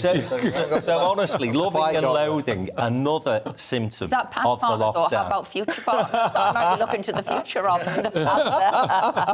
Frank McKenna, downtown Liverpool, brilliant. Across the country, downtown in business. Thank you very much indeed. Now we're going to cross over to Conservative MP and member of the Treasury Select Committee, Kevin Hollinrake. Hello, Kevin. Now, I have to say, Esther. the U-turn from that mini-budget, good or bad? Yeah, it's the right thing to do. I mean, the top and bottom of it is, had we carried on as we were, we'd be getting into lots more debt, and you can't borrow money to pay for tax cuts. I think that's quite clear that what the market said about that. And the lack of a clear plan to get us back in the black was one of the problems too. So I think the markets will be reassured now by the reversal of that promise to cut corporation tax. So the right thing to do. There's still work to be done yet, and I thought Jeremy Hunt was very good this morning on various different programmes he was on in terms of setting out what he would do to bring back some fiscal discipline, some tax and spending discipline. So yes, a step in the right direction, definitely.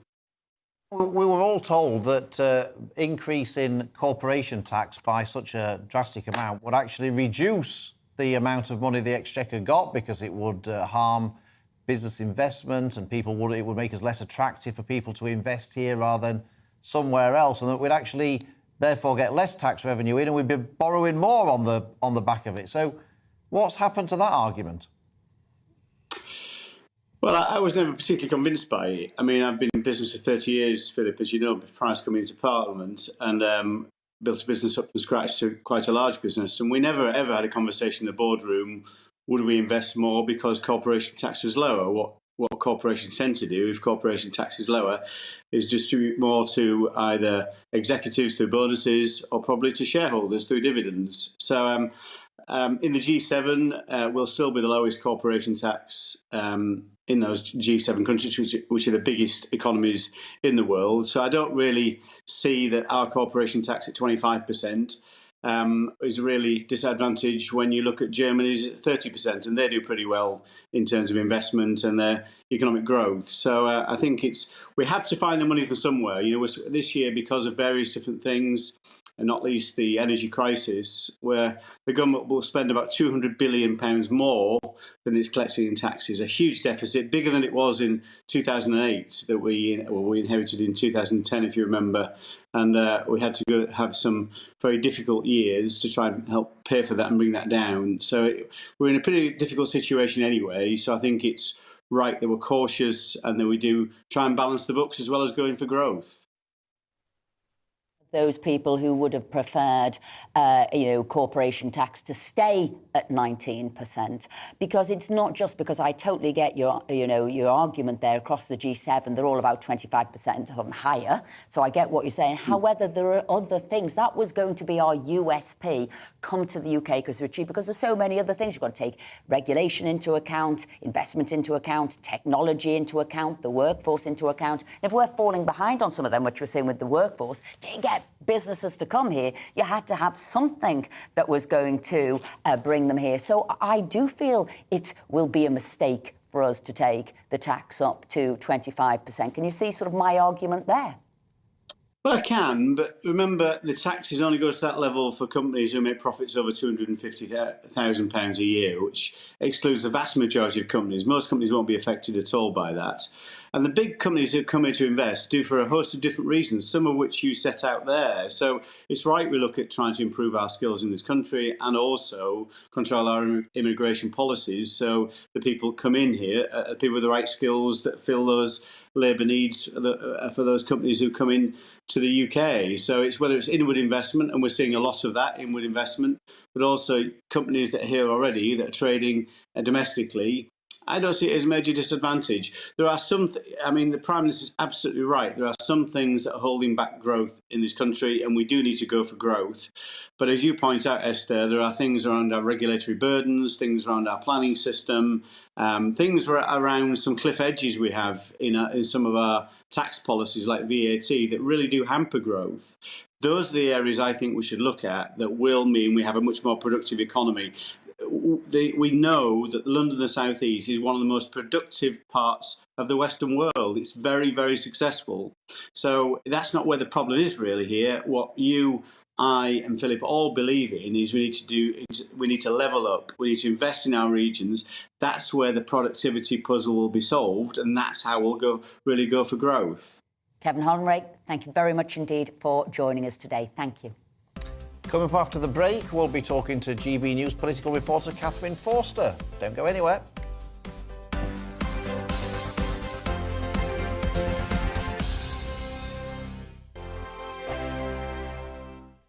Weekday afternoons on GB News, we've got the whole of the UK covered. From 12 to 3, it's GB News Day with me, Mark Longhurst. And me, Gloria Di Piero. You'll get the very latest on everything that's been going on across our great nation. And from 3 till 6, watch out for GB News Live with me, Patrick Christys. I'm not here to mess around. With all the biggest topics and guests, you will always be up to date. GB News Day and GB News Live from 12 p.m. Only on GB News. The People's Channel, Britain's news channel.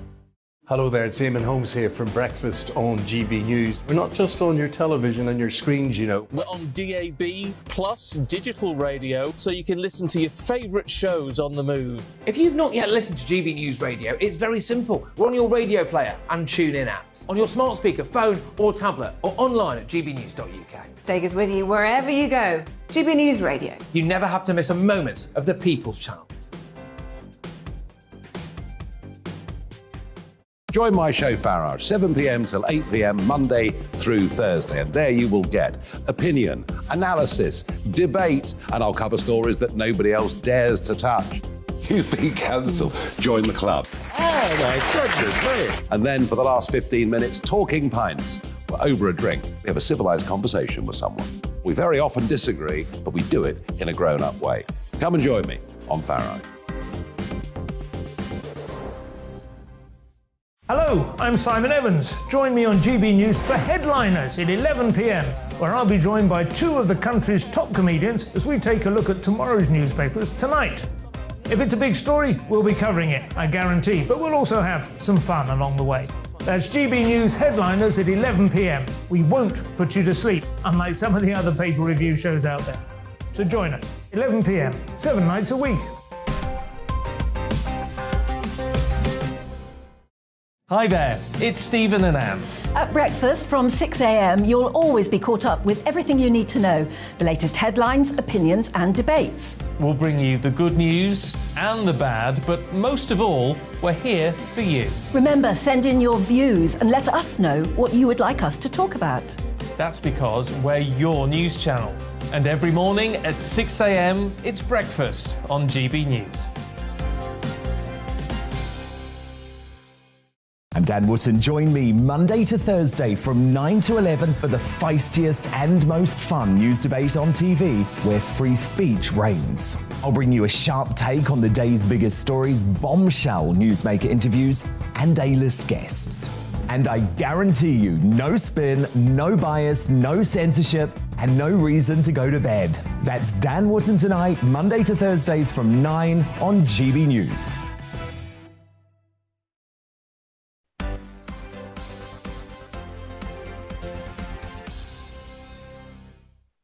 Welcome back to the show. It's 11:25 and lots of you have been getting in touch as always. Yeah, Tony says, as a Tory voter since 1979, I started to be concerned with the Tory party under Cameron, also Major, he put as well. But Boris let us down big style and proved to be another Liberal like Cameron. But putting Jeremy Hunt in at high office is the final straw. I'll never vote Tory again. And this is Jennifer. Hi, Esther Phil. Wish Farage and Lawrence Fox would get together. Reform for me. Hope everyone else will follow. Darryl says, I've always voted Conservative and would if Truss is not ousted, even though I still haven't forgiven the party over Boris. If Truss is deposed, the only way I would vote Conservative again is if Boris was back. And I've got John here. Without Boris at the helm, the Tories can kiss power goodbye. They will be destroyed at the polls and they deserve it. John says, I'm now 72, voted Tory since 21, never, ever again. Labour and Lib Dems haven't a clue either. They're all in it for themselves. And I've got this one from Giles. If voting is removed from the membership, will the Conservative Party be able to survive, as many would feel there would be no longer any point continuing with their membership? And, of course, membership is finance for the party. Do you think that? Do you think if they thought, well, we can't vote on the leader? So I'm sure some people would. But, of course, there were members of the Conservative Party long before members were given the vote. So... if you've got a long memory, you'll remember you didn't have a say before I'm sure many people will think that. Anyway, let's talk to our political reporter, Catherine Forster, who joins us here in the studio. We've seen there from those comments, Catherine, that Jeremy Hunt's appointment hasn't been universally popular with our viewers.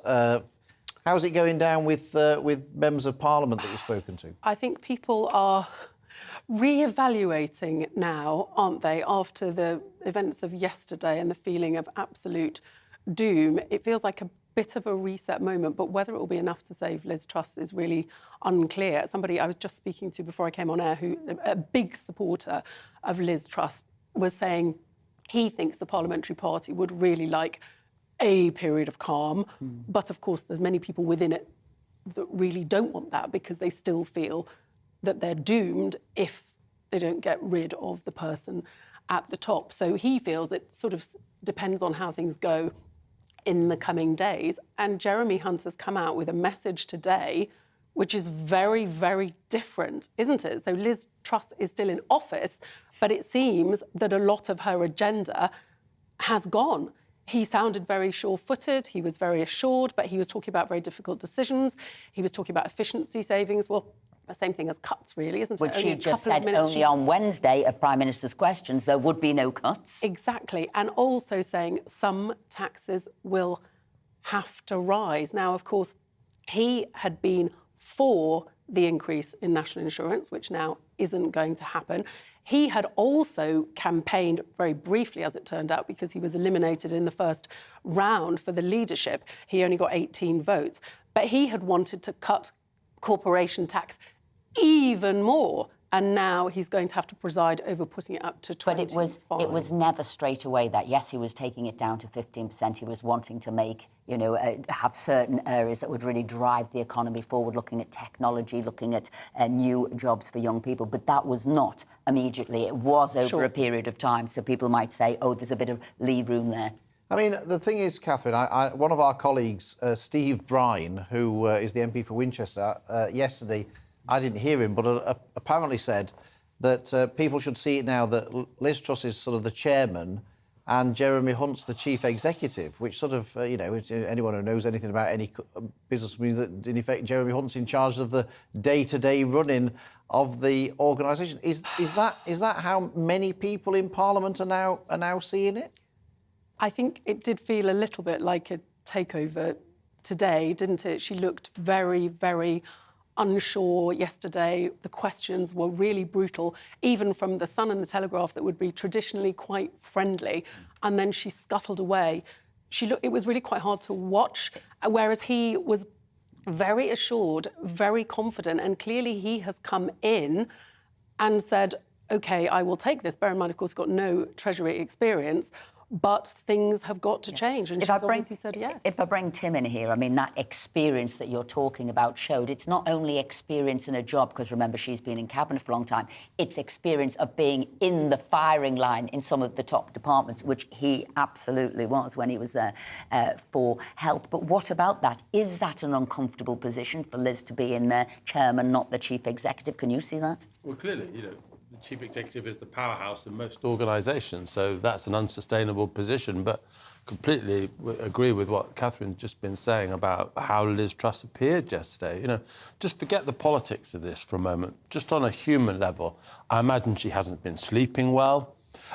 She looked exhausted. Something almost like her soul had drained out of her yesterday. She had no sort of fight in her or oomph. I'm going to ask you another question. Yeah. Who is writing her speeches for her? I would have thought somebody else. They should be sacked. A group of people. They are, but who no is life. Because the passion, the fire, the flourish, what you're doing. There was none of that there. Well, that's why Jeremy Hunt was just so refreshing this morning, because we all know things haven't gone well. And he acknowledged that. He talked about the mistakes. He talked about the need to put things right.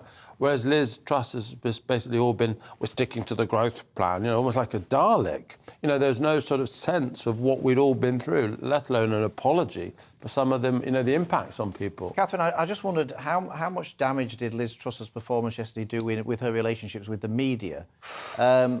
Because, I mean, she was there 8 minutes. I think she only took 4 questions. And I think, from what I understand, there was a bit of consternation among some of the people there in the press. And Esther mentioned at the start of the show today that the Daily Mail's headline, how much more can she and the rest of us take from a paper that's been very, very supportive of Liz Truss? Has she damaged her relationships with the media after yesterday's performance? I think she has, and the Daily Mail, that's significant, isn't it? Because they have been, for many days, trying to find anything to put on the front page that's not politics, because things have clearly been going very badly. But they were massive cheerleaders. Their front page after the anything but mini budget was, at last, a true Tory budget. They championed her, as did the Sun, as did the Telegraph. But as we saw yesterday, Harry Cole from The Sun and also The Telegraph, everybody were basically saying to her, why are you still here? She didn't answer that fundamental question, which was put in 4 different ways. And then she scuttled off. Lots of people didn't get questions, a lot of criticism from the press that she should have stayed and laid out her plan and fought her corner. But I believe that all of the questions were going to continue in that very brutal manner. And really, what answer does she have? Because she and Kwarteng, it wasn't just his budget, it was hers. And the two of them were inextricably linked, and everybody knows that. Catherine Forster, thank you very much indeed for joining us. Coming up, we'll be joined by the former leader of the Lib Dems, Tim Farron. But first, it's time for your latest headlines with Tamsin.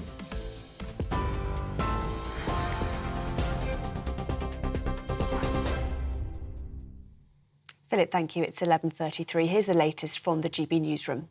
The Prime Minister has been accused of grotesque chaos, with the Labour leader criticising the government for tanking the British economy.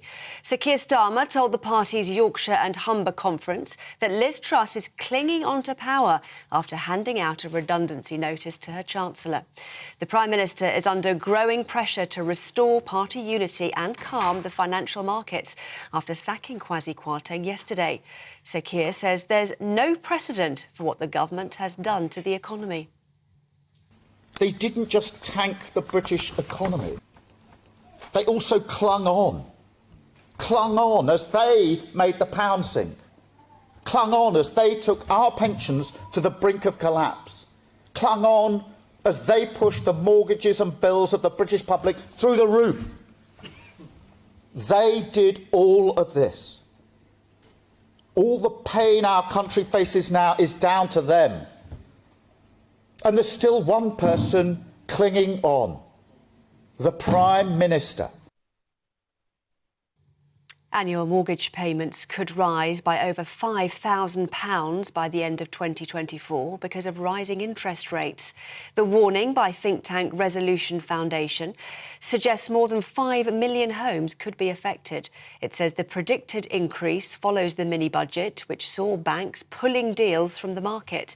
The average 2- and 5-year fixed-term mortgage rates are now at their highest level since 2008. Liz Truss and Sir Keir Starmer have led tributes to Sir David Amess a year after his murder. Sir David was fatally stabbed while meeting constituents in Leigh-on-Sea in Essex. The father of 5 had long campaigned for Southend to become a city, something his successor is now seeking in his honour. TV, online and DAB+ radio, this is GB News. Now it's back to Esther and Philip.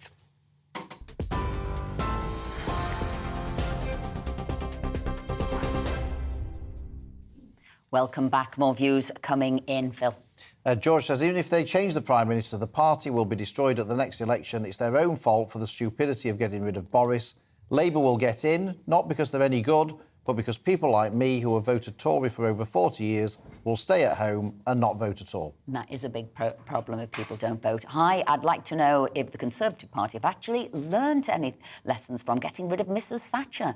There was leadership infighting after that debacle that rendered the Tory Party unelectable for over a decade. What happened to focusing on the nation, what it wants, what it needs, and delivering it, instead of childish playground squabbles? That was Martin, thank you. And Doug says, Boris won the party an 80-seat majority. After the next election, you'll be lucky to have 80 MPs in total. The continual infighting and backstabbing by Tory MPs is disgraceful. Also, what on earth is the party thinking, putting Jeremy Hunt in as Chancellor? Keep those views coming in. We enjoy reading them. Let's now welcome the former leader of the Liberal Democrats, an MP for Westmoreland and Lonsdale, and that is Tim Farron. So, Tim, morning.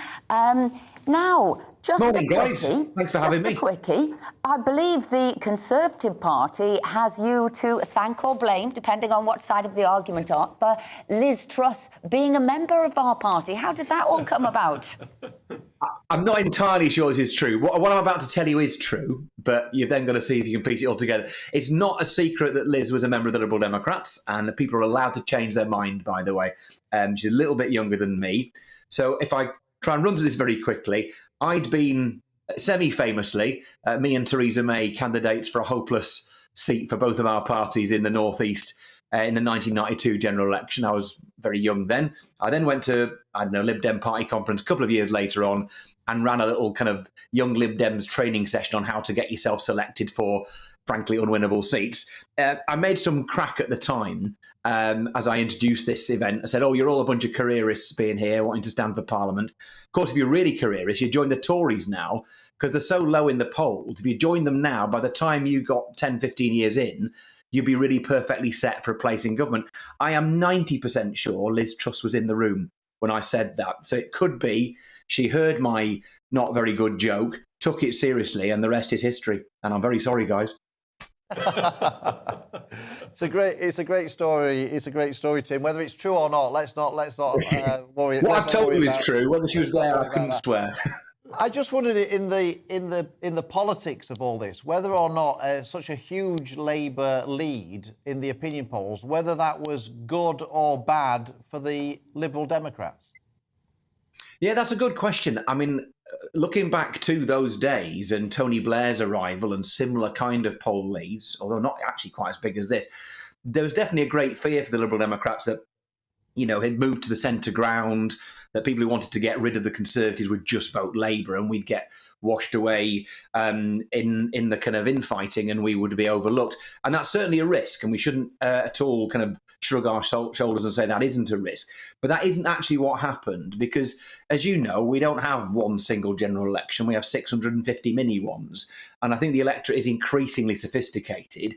And so they know if their objective in Scotland is to keep out the Scottish nationalists, to avoid going towards independence, or in the rest of the country it's to keep out or to remove a Conservative government, then people will use their votes intelligently based on who they think are most likely to win. And so I think the Liberal Democrats, in reality, even though it's Labour who've had the big spike in the polls, I think we gain as well, because I don't need to tell you, but with the exception of 2 or 3 seats, all of the Liberal Democrats' targets are in areas which are currently held by a Conservative. So I don't think it's anything for us to worry about, but you'd be a fool not to be mindful of the fact that, Labour on 50% of the polls is a threat to all other parties, not just you guys.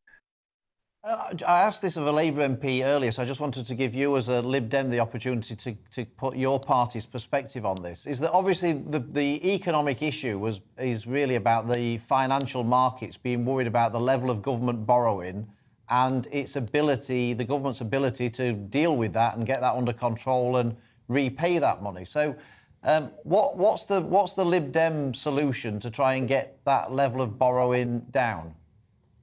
Well, so let's not get mugged off by thinking that markets are only spooked by debt. It's not just debt that they're worried about, it's debt that they think is unsustainable. The markets, if they saw us borrowing the kind of money that the former Chancellor and the Prime Minister were seeking to borrow to fund tax cuts, if they were spending that on infrastructure, on stuff that would clearly, plausibly lead to actual sustainable growth, then the markets aren't so spooked. They understand borrowing for investment. What they don't accept is borrowing to give away money that you don't need to give away. So I think we shouldn't get overly angsty about the level of debt. What we should be concerned about is debt that is for things that don't actually add any value to the economy. So going for growth is absolutely the right thing to do. It's just that Liz Truss is going about it in the wrong way. What she's going for is short-term consumer booms with a bit of a tax giveaway, and that isn't real growth at all. Real growth is borrowing, if you have to do it, to invest in infrastructure, in public transport, in broadband, in education, training and skills. For example, I'm just a couple of miles away from Morecambe Bay here. Why are we not building tidal energy schemes, for example, things that would add real value in the long run? Yes, you may have to go into debt to fund them, but the international money markets are not spooked by governments that borrow to invest. They are spooked by governments that borrow with no plan. Tim Farron, thank you very much indeed for joining us this morning and sharing your story about how potentially Liz Truss became a Conservative. Thank you very much indeed. Coming up after the break, we'll be talking to a British music star from the 1990s. You could say he is the one and only. You see what I did there? You don't want to miss it.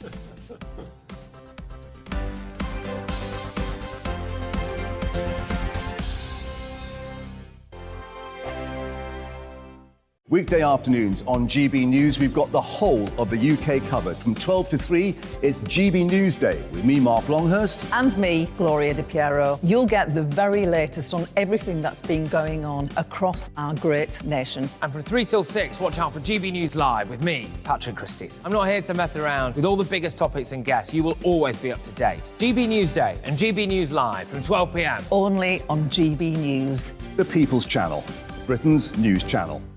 Hello there, it's Eamon Holmes here from Breakfast on GB News. We're not just on your television and your screens, you know. We're on DAB plus digital radio, so you can listen to your favourite shows on the move. If you've not yet listened to GB News Radio, it's very simple. We're on your radio player and TuneIn apps, on your smart speaker, phone or tablet, or online at gbnews.uk. Take us with you wherever you go. GB News Radio. You never have to miss a moment of the People's Channel. Join my show Pharaoh, 7 p.m. till 8 p.m. Monday through Thursday. And there you will get opinion, analysis, debate, and I'll cover stories that nobody else dares to touch. You've been cancelled. Join the club. Oh, my goodness me. And then for the last 15 minutes, talking pints. We're over a drink. We have a civilised conversation with someone. We very often disagree, but we do it in a grown-up way. Come and join me on Pharaoh. Hello, I'm Simon Evans. Join me on GB News for Headliners at 11 p.m, where I'll be joined by two of the country's top comedians as we take a look at tomorrow's newspapers tonight. If it's a big story, we'll be covering it, I guarantee, but we'll also have some fun along the way. That's GB News Headliners at 11 p.m. We won't put you to sleep, unlike some of the other paper review shows out there. So join us, 11 p.m, 7 nights a week.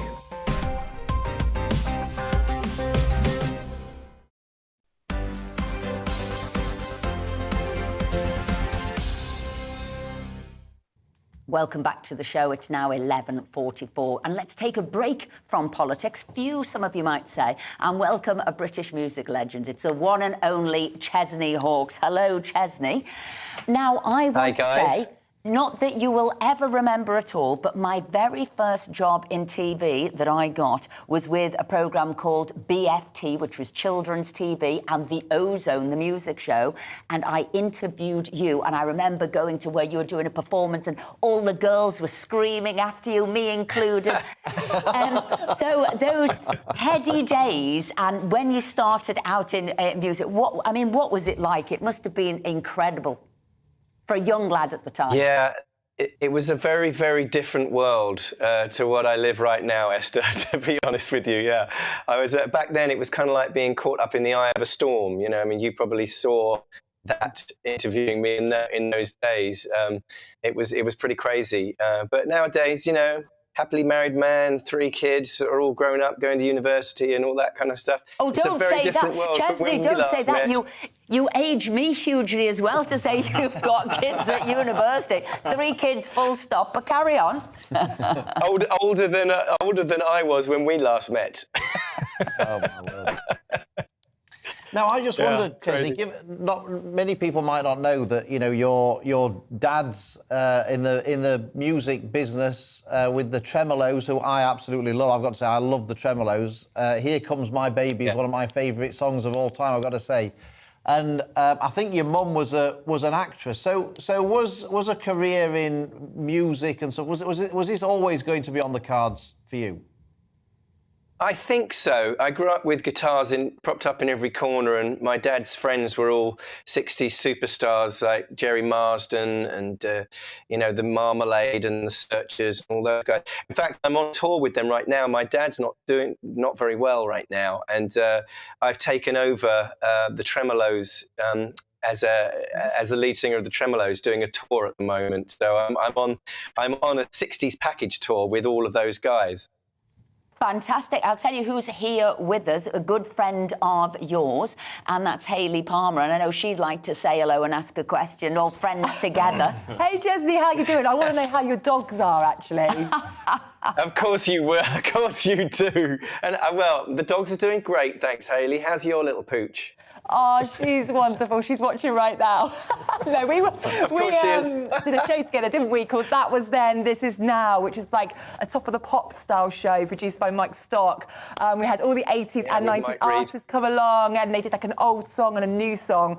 We had a great time. Stock Aitken and Waterman, yeah. So we had a brilliant time. I ate a lot in the buffet that week, but it was good times, wasn't it, Chesney?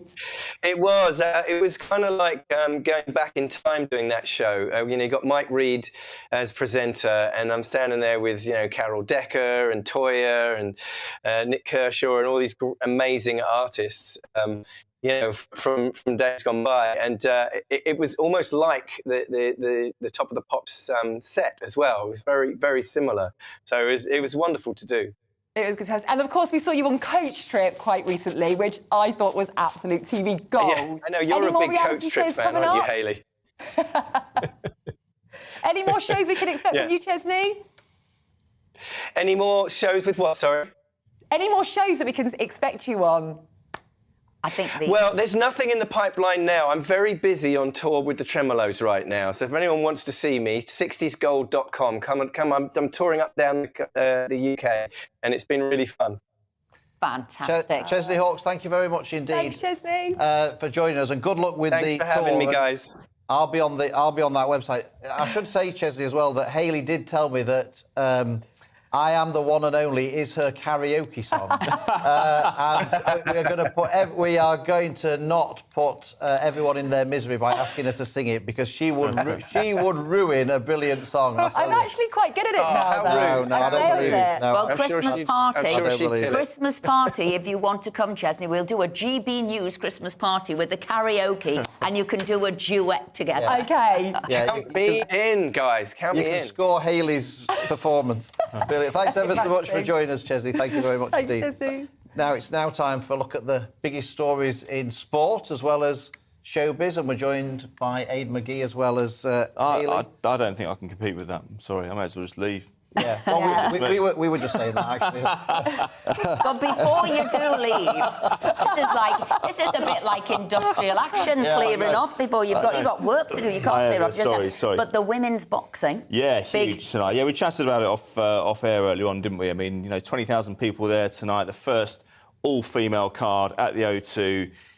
Think back, Esther, 1998. It was Jane Couch who had to go to the High Court to get a licence to box professionally. And that's because it was banned, it was illegal. Women's boxing professionally was illegal in this country as recently as 24 years ago. Now, 1998, that's 7 years after Chesney Hawkes was in the charts with The One and Only. and it is incredible how much female boxing has moved on in a short space of time. Nicola Adams, what have you. But at a time when people have been questioning male boxing and other fighting and what they should do for greater security, women's boxing has come on at a pace. They needed a shot in... That's a really wrong phrase, isn't it? Shot in the arm. Goodness me. No, they needed a boost, so let's put it that way, because stop laughing. They had a terrible time. I thought it was one of his better jokes. I genuinely laughed. They had a terrible time last week. Obviously, the promoters got into all sorts of trouble for trying to get this fight on between Chris Eubank Jr. and Conor Benn. They needed something to boost their numbers, to try and improve the image of boxing. They're lucky. They're very lucky. And it's women's going to do it. Without doubt, because that's happened within 7 days. Most sports don't get that luxury. It's happened. The stars have aligned. Tonight, Clarissa Shields against Savannah Marshall. It's a 50-50 bout. I can't see a winner at the moment. 12 fights each. It's going to be a hard fight then, not... It's going to be what, sorry? Hard fight. Oh, without question. I mean, they both got very similar records. They fought in the amateurs 10 years ago. Marshall won that one, but they've fought professionally 12 times each. Crucially, though, it's Savannah Marshall who's won by 10 knockouts, and in those 12, I think she's a harder puncher, but I do think Clarissa Shields is the more skilled boxer. We'll see how it plays out tonight. Let's just wait and see. The undercard is impressive as well. Are you a boxing fan, Hayley? No, it's a lie. I'm not. No, it's not for me. Is it not? But you're more a National Television Awards kind of person, and what happened this week there? On that note, yes, I went there. It was the best night, I've got to say. My feet are still hurting, which is always a good sign. You are. Look at there I am, trying to breathe in. For those listening on radio, we're showing on the screen a picture of Hayley looking very, very glamorous. There's the Corrie cast. That's the best newcomer. There's Boy George. He looks very good, doesn't he? Yeah, honestly, it was such a good atmosphere. And I've got to say, I was sat right behind this morning and to the side of me, Coronation Street. So what was interesting, they said that they got booze. Yeah, they did. Is that true? Where I was sat, I couldn't actually hear the booze because I was in the mix of all TV people, but I could hear booze around the arena.